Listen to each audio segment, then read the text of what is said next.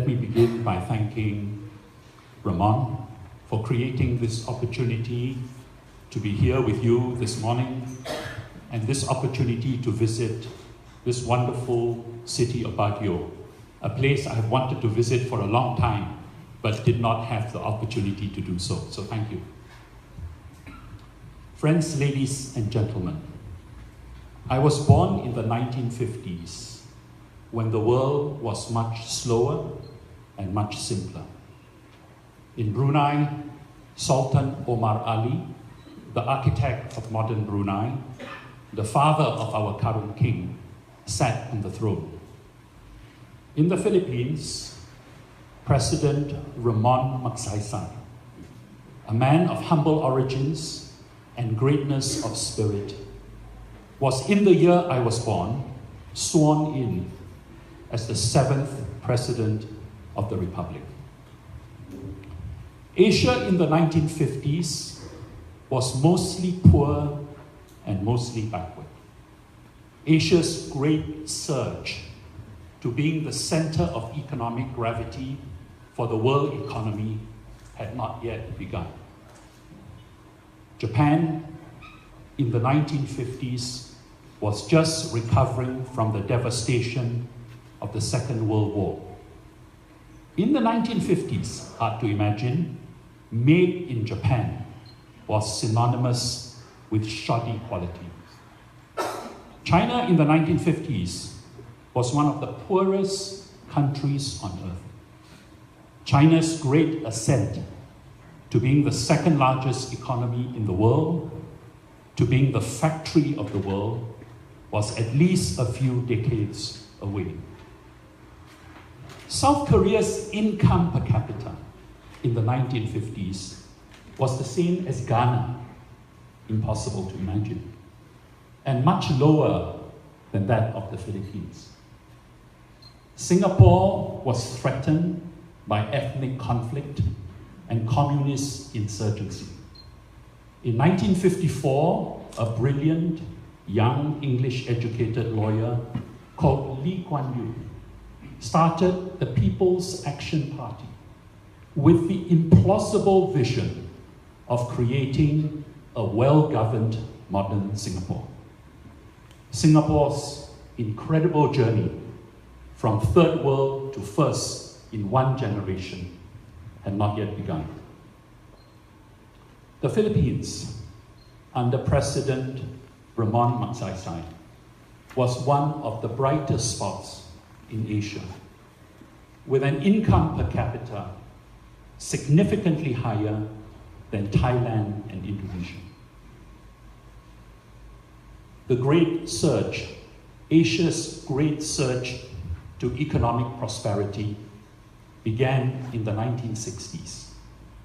Over the next 50 years, Asia was transformed from being mostly poor and mostly backward into becoming the center of economic gravity for the world economy. During this period, Japan, Korea, and Singapore joined the ranks of the developed world. Malaysia, Indonesia, Thailand, and Vietnam became amongst the brightest, most promising middle-income economies of the developing world. I mention this short detour into recent history as a way of providing a context for where I am coming from and my central conviction. My lifespan up to now has coincided with Asia's economic transformation. My central conviction is that the big challenge that we face in the 21st century for corporate as well as national leadership is relentless change and the accelerating rate of change. What are the qualities required for corporate leadership in the 21st century? I would present 4 items for discussion. The first is the capacity to anticipate to navigate, and to adapt to change.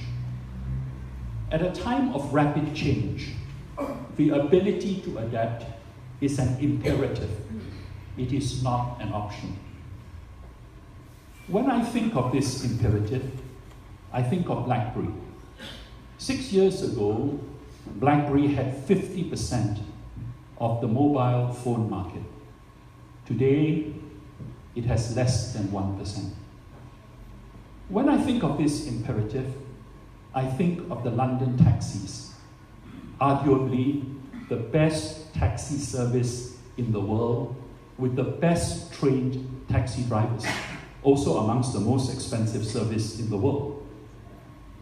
This centuries-old tradition, the London taxi cab, is now being challenged by a Silicon Valley startup called Uber. When I think of this imperative, I think of the fact that 88% of the Fortune 500 companies in the year 1955 have either gone bankrupt, have been merged, or taken over. Of the 500 companies, only 66 continue to this day. When I think of this imperative, I think of newspapers, magazines, books. I think of watches and pages. I think of call centers.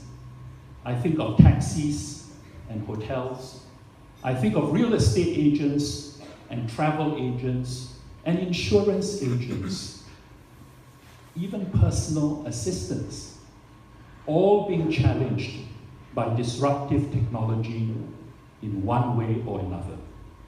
Disruptive technology which will define and redefine competitive advantage. So the first quality of leadership in the 21st century, I would submit to you, is the ability to anticipate, to navigate, and to adapt to change. The second quality I would submit to you is the wisdom to realize that not everything will change. In a time of rapid change, not everything will change. The British historian, one of my favorite, John Roberts, in his massive book on the study of history, says that the study of history teaches us only two lessons. The first is that some things will change much more quickly than what one would expect. And the second is that some things will change much more slowly than what one would expect. You have to be a very eminent historian to get away with a conclusion like this. As we look at the 21st century, as we see the momentous changes around us, brought about by economics, politics, and technology, we will see some things changing much more quickly than what we would expect. The competitive advantage of nations, of companies, even of politicians, as the New Hampshire primary reminded us, two rank outsiders coming in as frontrunners. These things will change much more quickly than what one would expect.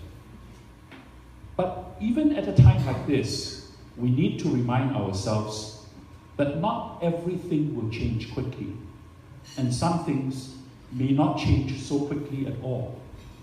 The human need for community, the human need for purpose, the human need for a spiritual dimension in life, the importance of integrity and authenticity, the human need for community, these are things that will not change as quickly and should not change at all.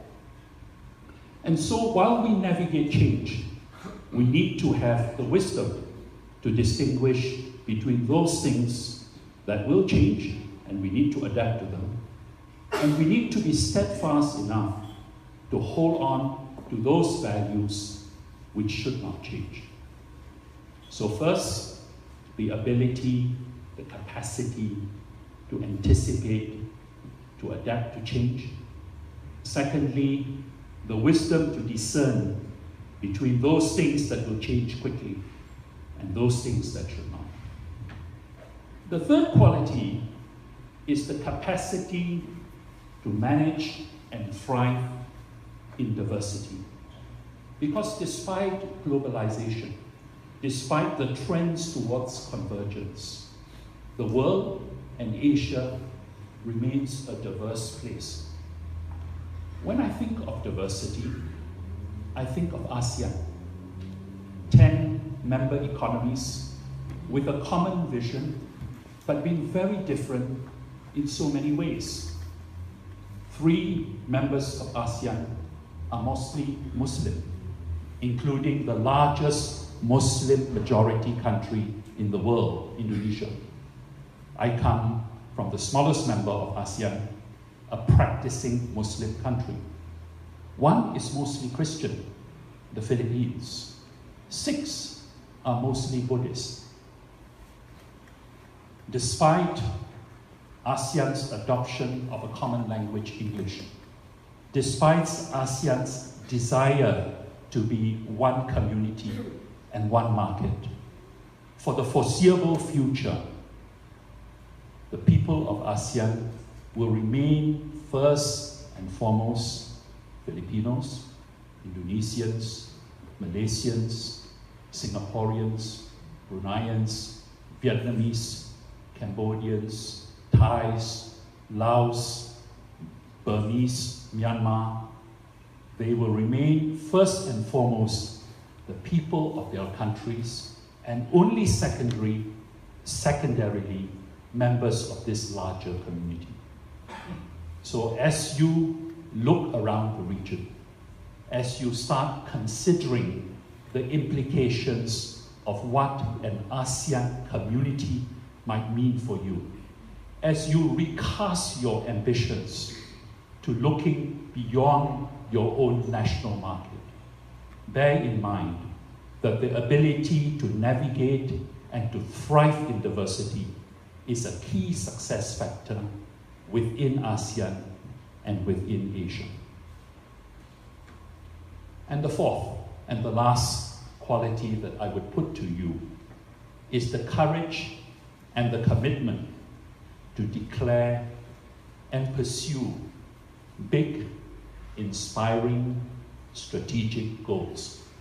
Or as Jim Collins, the well-known management thought leader, in his book on visionary companies, written in the early 70s, Built to Last, would call big, hairy, audacious goals, BHAG, which he formulates as BHAGs, big, hairy, audacious goals.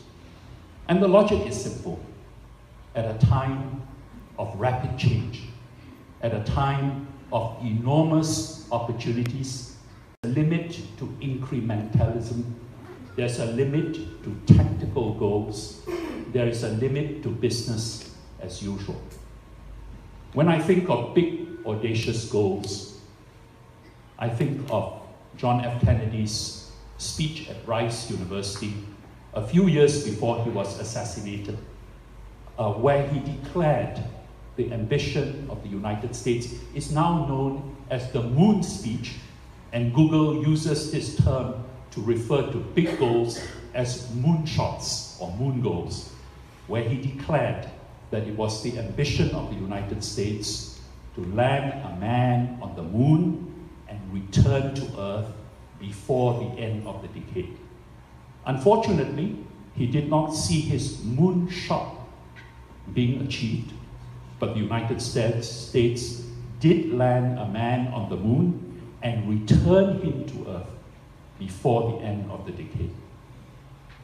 When I think of big, audacious goals, I think of Muhammad Yunus, the founder of Grameen Bank, his vision of eradicating poverty through social enterprise.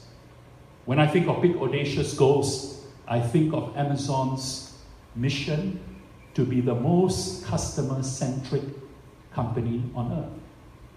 When I think of big audacious goals, I think of Microsoft's mission to have a computer on every desk in every room.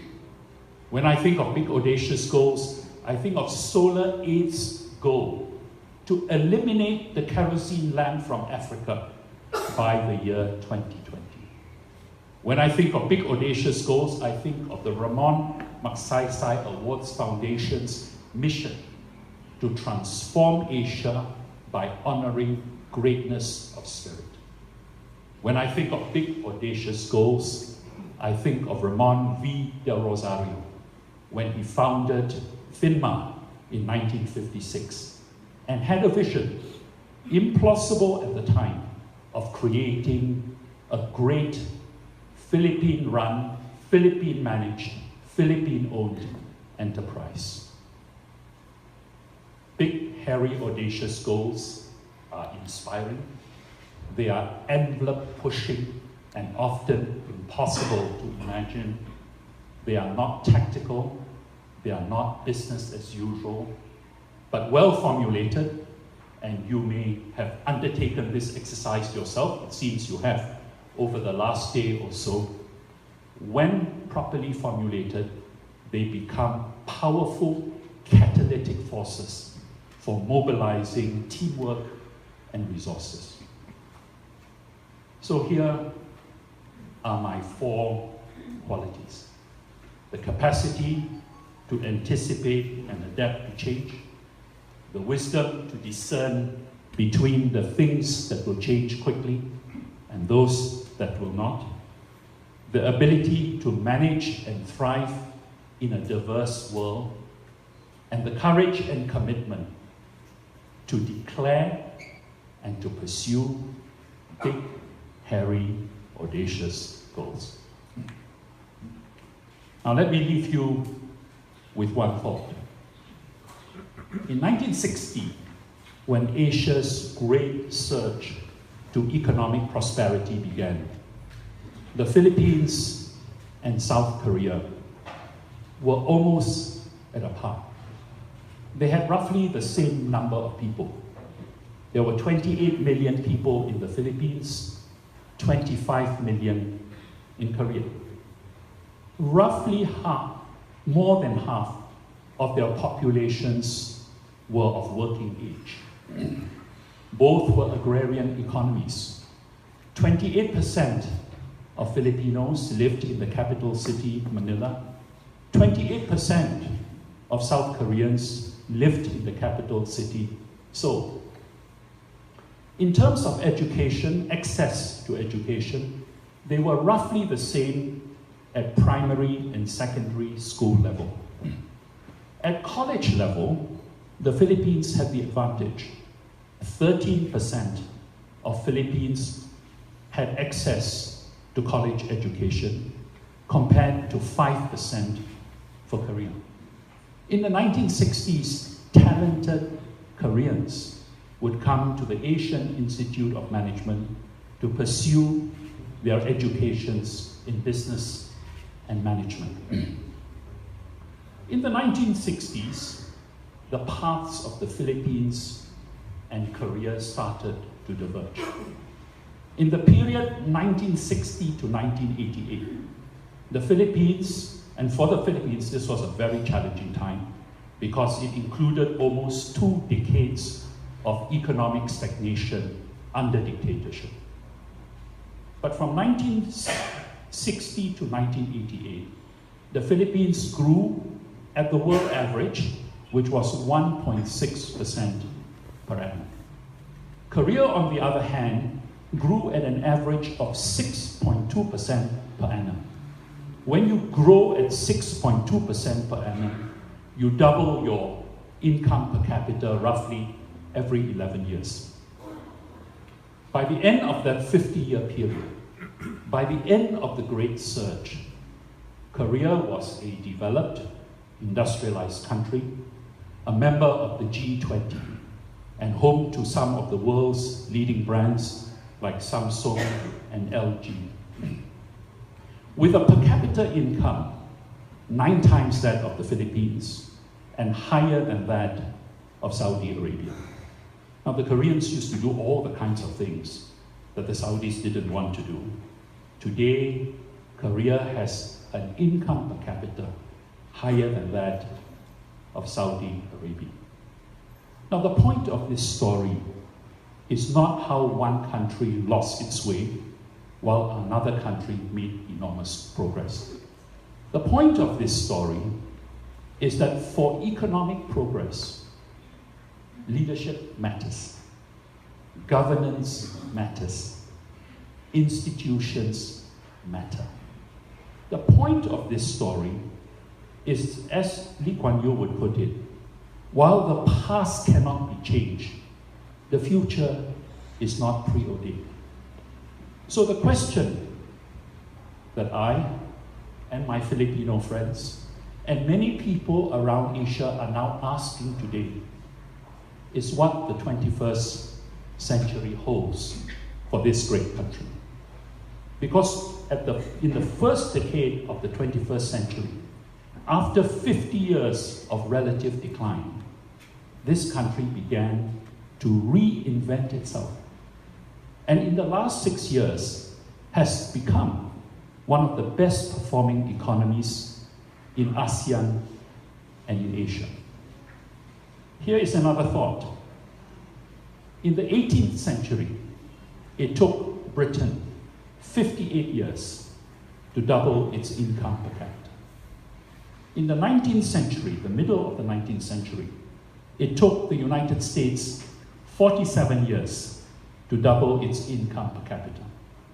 In the late part of the 19th century, it took Japan 35 years. In the 20th century, around the time of the 1960s, it took Korea 11 years to double its income per capita. From 1978, it took China 10 years to double its income per capita. It is entirely conceivable that with the right leadership, with integrity, with governance, with the willingness to adapt to change, and no other country in Asia can claim the same adaptability as the Republic of the Philippines, because it has this huge diaspora contributing to the prosperity of countries throughout the world. And you cannot have a diaspora without that capacity for resilience and adaptability. So it is entirely conceivable, given what we know about history, for the Philippines in the second decade of the 21st century to double its income per capita in 11 years or less. That seems to me like a big, hairy, audacious goal. And that seems to me like the kind of goal that this company, founded in 1956 by a man of vision and audacity, could contribute hugely to. Thank you for your attention.